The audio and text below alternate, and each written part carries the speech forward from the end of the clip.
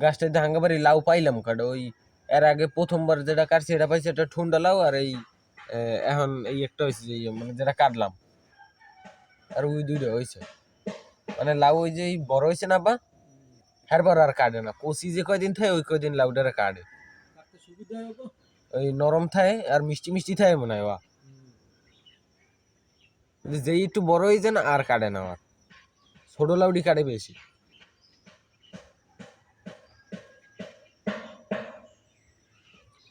লাউ কে তিনখানায় দেবেন লাউ ওই দুইটার মধ্যে দেখো দিয়ে দেবেন না হ্যাঁ ওই যাই হোক ওরা যেরম রোগ এতে তো মগো দরকার নেই মগো তো কাম হয়েছে দেওয়া হ্যাঁ জারগুলো না রে খাওয়ানো লাগবে না জারগুলো সেট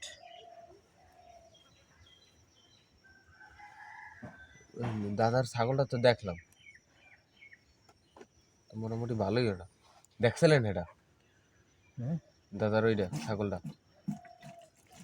হ্যাঁ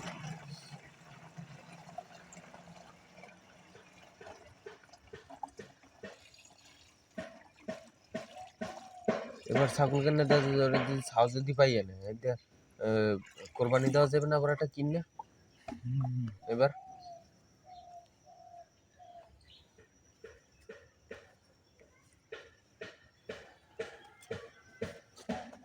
কত গাছে হয়েছে দিলে কি অবস্থা হবে ওই সে ঢেঁড়স গাছে দেওয়া লাগবে না ঢেঁড়স হয় না ফাও কামে গাছটিতে পানি গাছ কিনা হইলে ঢেঁড়স হইবে করছি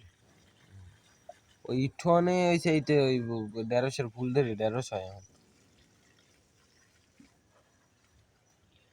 এ জায়গার মাটি ভালো এই যে লাগাইছে না মাটি কি মোটেও ভালো বালি বালি মাটি খারাপ না খারাপ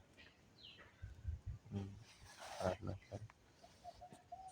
পালং শাকে দেওয়ার দরকার তো আপনার এই সকল গাছ লাগানোর জন্য কিন্তু আপনার একটু খোলামেলা জায়গার দরকার নাহলে কিন্তু এই সকল গাছ আপনি লাগাতে পারবেন না ঠিক আছে তো গাছ লাগানোর জন্য সবসময় একটু খোলামেলা জায়গা লাগে না হলে কোনো গাছই লাগানো যায় না ঠিক আছে তো মানে এই যে আমার কাছে যে তাল গাছটা দেখতে পাচ্ছেন তো এই তাল গাছটা যে যখন রস কাটা হয় ঠিক আছে তো রস কাটার জন্য আপনার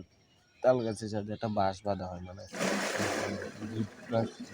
তো বাঁশ হয়ে থেকে আপনার দুই রকম হয় একটা হচ্ছে কি আপনার তল্লা বাঁশ আর একটা হচ্ছে কি আপনার গিট বাঁশ তো গিট বাঁশ কেটে এনে মানে বড় যে গিট বাঁশগুলো ওগুলো বড় ব্যাপারটা কেটে এনে